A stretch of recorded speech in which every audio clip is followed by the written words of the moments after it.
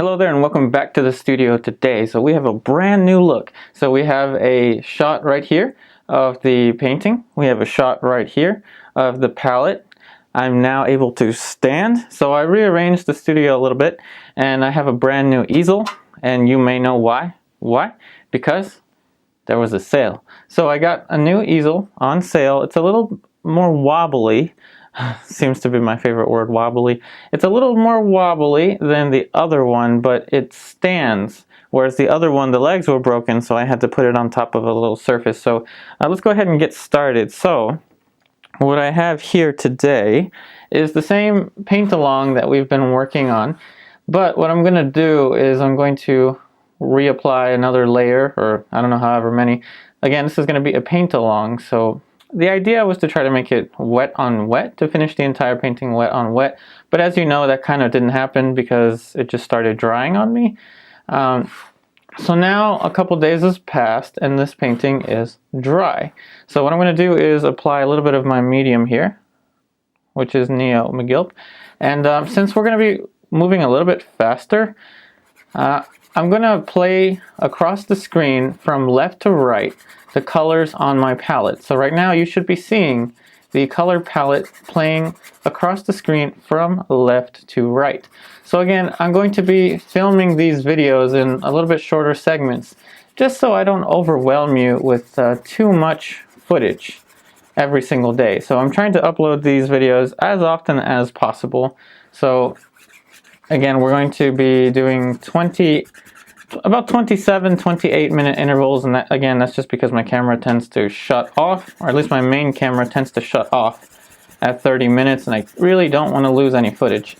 So I'm just trying to cover the entire canvas. Now, if this was a larger painting, I would only be covering an area, say just the face, because I'm mostly going to just be working on the face. But since this is a smaller canvas, and I can cover most of it, if not all of it, even though you may say, oh, that's a tiny brush, yeah, I can still cover most of it very quickly. So now that we have all of that covered, the next thing to do really is going to be to remix that flesh tone that we had before. So I'm going to go ahead and actually use my palette knife here. So the palette knife is going to be a much quicker and more efficient way to mix up the colors that I was using before. So just with the Flake white, and basically red and yellow, so cadmium, red, medium, and yellow ochre, and Flake white. What I want to do is I want to get an orangey kind of flesh tone. Let's apply a little bit of the medium here. So orangey kind of flesh tone. And this is going to be kind of my base flesh tone, and I'm using a lot of Flake white, just because I want to have more consistency. Remember, Flake white has this property that allows you to use more of it, as you're seeing here, without raising the value that much. So this is almost kind of your generic flesh tone, orangey kind of generic flesh tone. Obviously it's nowhere near a naturalistic flesh tone, but it's going to be a good place to get started. And hey, this might be a good little introduction to mixing flesh tones if you've never mixed flesh tones before. So now, since this is too bright and too vibrant, we're going to put just the tiniest bit, see that? Just the tiniest bit of the burnt umber. Super tiny. So now we're going to put the Flake white. See that? Just a tiny bit of Flake white. Look what that did. And I'm trying to get a very orangey, kind of nice middle ground flesh tone. And once I get this flesh tone, I'm going to put it off to the side and then create a value scale of flesh tone. Again, we're going to spend a little more time on the palette today, at least in the beginning, just because we're going to want to get this little value scale that we always have on the palette ready to go. So again, this is very easy to clean. The palette knife, just a little bit of a paper towel, a little swipe from the paper towel, and it's completely clean. So now what we're going to do is we're going to get this color with a clean and dry brush. Actually, this is the same brush that I had the medium with. So it does have the Megilp medium on it. And again, the medium just helps to increase the fluidity of the paint. If I was using straight paint, it'd be extremely, extremely thick. So we're going to just mix up this flesh tone that we had. Now, you're wondering why I have this flesh tone here. And that's because we're working over top of a wet or sorry, a painting that I meant to create wet on wet. So what I'm going to do actually is I'm going to have a kind of generic flesh tone as a go-to in case I kind of lose the little value family. So let me show you what I mean. So getting another brush here. This is going to be very bright. See how bright this is here? But it's very close to the local flesh tone. See how I'm able to put in these lights? It's very close to the local flesh tone of the portrait. So this is going to be now my little value scale that I'm going to start to paint in, or should I say mix in. So that burnt umber is going to be kind of our darker area, and then it's going to get lighter. We're just going to make it lighter with the titanium white and a little bit more pink, so with the alizarin permanent. And I just think it's a good idea to have a value scale, a flesh tone on your palette, and you can always modify these colors, which of course we will, but I just think it's a good idea to have these values already kind of well understood on your palette. So there's one little strand of value.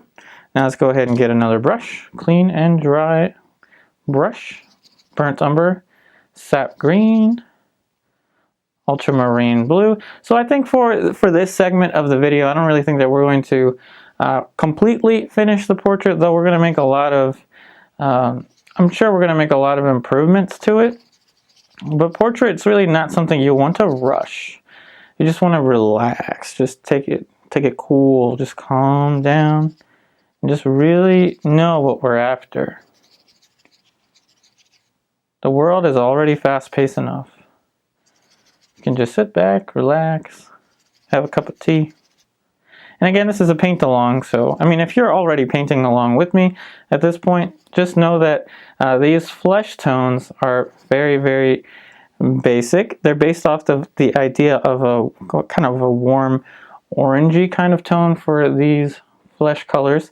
So now, these two brushes on the side, I'm going to get some smaller ones. So these are some pretty used up synthetic brushes. They could be pretty much anything really, just used up synthetic brushes. So I'm going to look for a little area here, and that's the shape of the side of the nose. So it's a little bit too, before it was a little bit too kind of caved in. So now I'm really trying to get that shape. And I think for today, notice how I just went right into that color that I mixed up. I think for today, I'm going to add much more specificity to these shapes. I know I've been saying the same kind of thing, but really, I mean, portrait it's hard. Portrait is a very hard thing. I'm not gonna lie, but it's a very relaxing thing. So I just want you to sit back, relax with me as we explore these shapes. And we're going to be relating each of these shapes to one another. That's how we're going to compose this portrait. And notice how, even though this layer is dry, we're still working on the painting with no problem. So we're pushing that light a little bit more than we had before. And now we're just going to want to sync in this plane with this plane. So just going to dab some of the paint off with the paper towel, kind of like a manual car, just shifting gears from the light all the way to the little bit of a darker gear. So we're kind of switching from like a, I don't know, like fourth gear to third gear. Don't know why I made that analogy. Just going one step darker over here. So one thing that was kind of bothering me before was the maxilla. So I think that this overall shape, the maxilla, is this area right here where the nasal bone rests. And I think I just need to kind of, I don't know, pull it out a little more. Just kind of grab this whole structure and just pull it forward. So let's add a little more pink. So we're going to add in a little bit of cadmium red. See how we're kind of changing up the flavor of this color a little bit. Now let's go ahead and just add this kind of a warmer tone. So again, portrait's a very relaxing thing. If you try to do it all at once, if you're just trying to throw some paint in there and expect to get a portrait, oftentimes you'll find that it's not to your advantage to think that you're going to be able to get a portrait all at once. And I know it's a little bit contradictory because I did say that I wanted to get this painting all at once, wet on wet. But the thing is, it doesn't always go according to plan. And I try to look at every kind of what some would think as a misfortune in life, and I try to look at it as a positive thing. So even though this layer dried, and even though we wanted to create this entire painting wet on wet, now it's a whole new learning experience, just adding a whole new element to the development of this painting. And again, there's no one way to create a painting. There are so many different ways. I encourage you to explore as many different techniques as you can possibly explore. So again, just raising that plane a little bit just so that the structure of the zygomatic bone is kind of just pulling out forward a little bit more, facing the light a little bit more. So now the next thing I'm going to look at really is just, I'm probably going to spend most of my time over here just kind of pushing these values. So notice how we're going to need a little bit more light. So cadmium red medium and the titanium white. Just that, cadmium red medium, titanium white.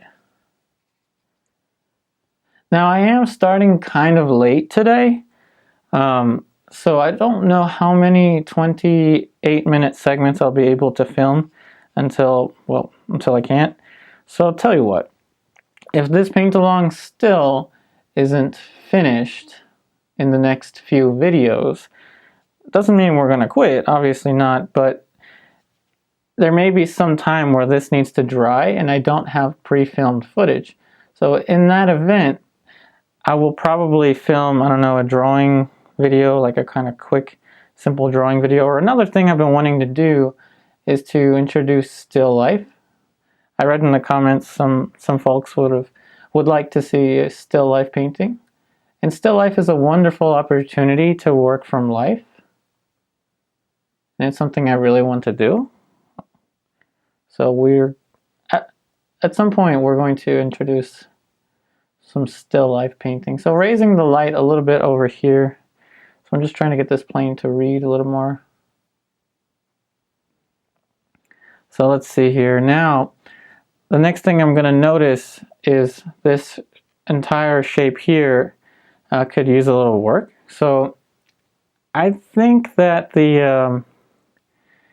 this area could receive a little more light. So somewhere around here, I have a smaller brush. There you are. So there is my brush. See, it kind of helps to be organized once in a while. So let's go ahead, just this value right here. And let's see here. So this is kind of a dry area, so I can rest my pinky. A little more light there. Kind of adding a little bit more specificity to that.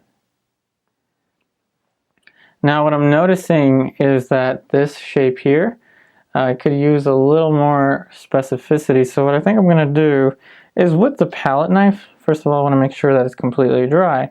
So with the palette knife I'm going to just kind of mix up the background color. Of course I won't be able to perfectly color match it, but with sap green, ultramarine blue, ivory black, that should be good enough. So let's go ahead. Should I use the same brush? Let's clean it off. So just using my brush cleaner here. And if you want to know exactly what materials I'm using, you can always go ahead and scroll down to the description box below. And all of that information will be typed up for you. So right around here. Just want to add a little more specificity. So where is the peak of the roller coaster? Right there. So that is the peak of convexity. Right around there. And remember, it's all about interpreting visual information. It's not about copying. And obviously now you can definitely see the differences because you're seeing it in split screen. Just kind of looking at this looks nothing like the photograph. What I'm doing is not trying to copy the photograph. What I'm doing is I'm taking visual information. So I'm taking information that I'm observing and I'm creating a painting by interpreting it. not copying it. So again, just trying to add a little bit more specificity to that little shape there. Now I think the next thing, again, I keep returning to that shape. So let's go ahead and get, I don't know, let's get this color here. Let's make it a little more pink. So with the Alizarin permanent,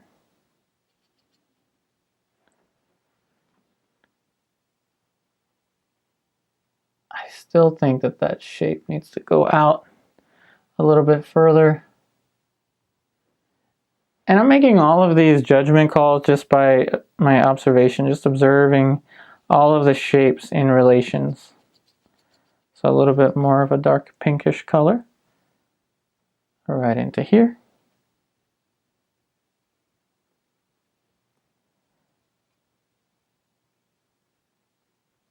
So I'm really trying to observe each one of these planes. And I think another thing that I'm going to do is re-examine these values. I think that they could get a little bit more specific now. So let's see. Now moving from here to there, let's see. I think it still needs to get a little darker, warmer. So with the Alizarin permanent, right over here. So again, that area still could use some work. And I need a smaller brush, so let's see here. So I have another brush. So another nice thing about this setup is right underneath of all this, I actually have all of my painting materials. So that's actually something I'm really excited about. Able to just find a brush very quickly. So now, I think that there's a little more light here that I could be describing. Did I just say light year? Buzz Lightyear to the rescue. No, I didn't just do that. Anyway, I'm trying to pull a little more light into this area. At some point, I know I had a highlight there. I must have lost it somehow. Tell you what. I think I can add a little more specificity to that color, so let's go ahead and not shake the palette too much. I don't know, let's make a cooler color. So with the Ivory black, titanium white. So I want a cooler color that's not quite, I don't know, not overly saturated. So Ivory black and titanium white actually makes a very neutral blue. So this is our neutral blue. And so we're going to take it and with this brush, just going to apply it to here. Just have a little bit of a cooler highlight. I don't know, just to add a little more variety to these colors. And another thing I noticed after moving myself further back, I'm actually really close to my AC unit, so I really hope that the AC unit is not like too loud in my audio. I guess I won't know that until it's time to edit this. So if you're hearing too much background noise, I apologize for that. There's really not much I can do about it though.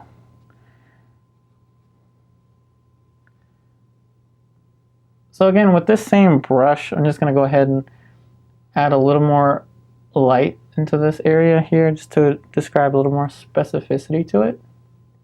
Now, one of my dreams in life is to be able to continue to create these videos for you, like on a daily basis or something close to that. But I really want to be able to have models sitting there in front of me and like working from life. Nothing wrong with working from photo references, but I think that the photo reference is compressing this entire value range and kind of flattening it. Now, if you notice on the photo reference, what I'm talking about is this area in particular. It looks too flat to me.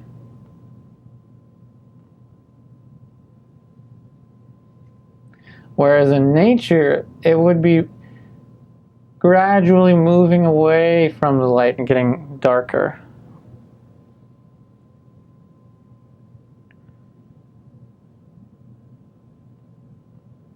And another thing about this new filming style is that there are no cuts, so you're seeing everything as it happens.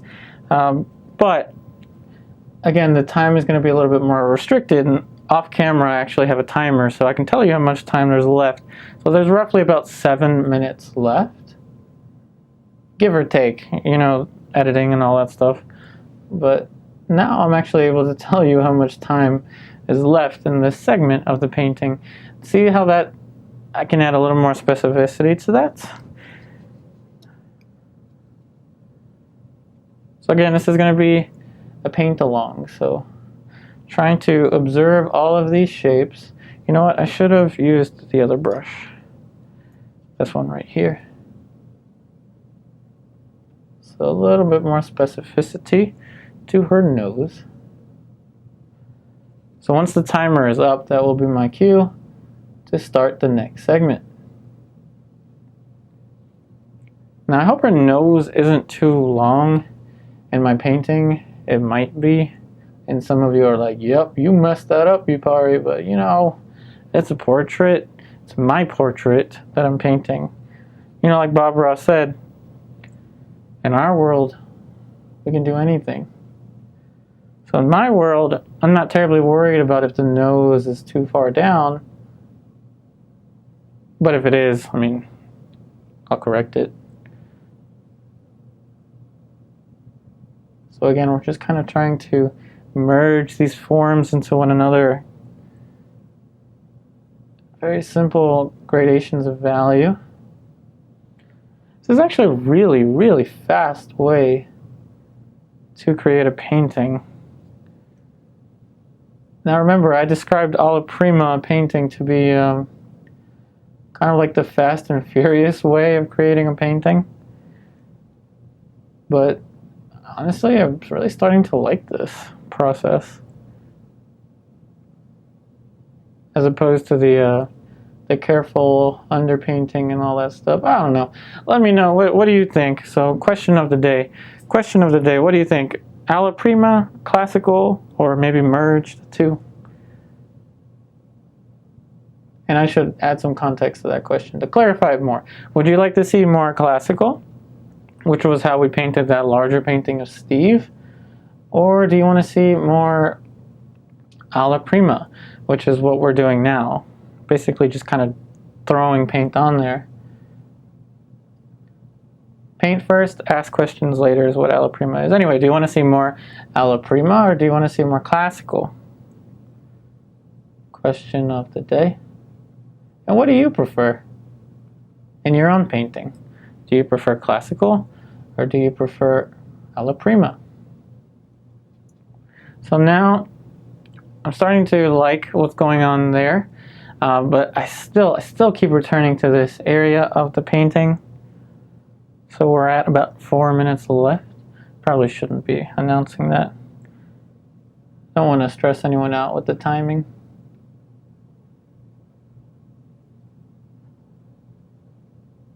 Again, this style of filming is really new to me, so it's going to take some getting used to for me.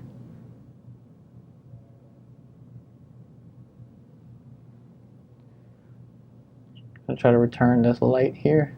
So let's use the little puddle of flesh tone that we mixed earlier. You know what? I think I can add much more light to this area. There we go. Kind of adding more volume to that shape. And it gets darker as it turns away from the light. That angle right there could use some work. So let's see, what brush? Let's just use this one. Make it a little bit darker.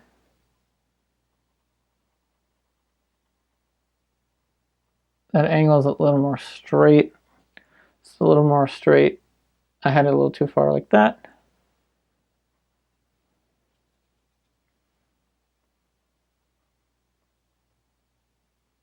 I don't know, something like that.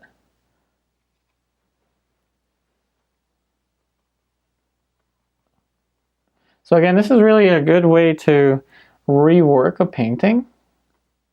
So supposing you thought you were finished with a painting and then you really wanted to rework it and you wanted to know how, this is a way to do it. Putting that initial layer, it's also known as oiling out. So also known as oiling out.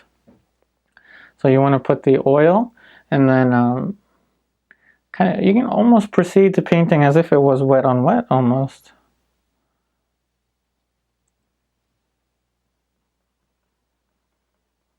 Having the oil makes it feel almost like you're painting wet on wet. So that was just a titanium white into this little area of the palette. And again, just taking my time,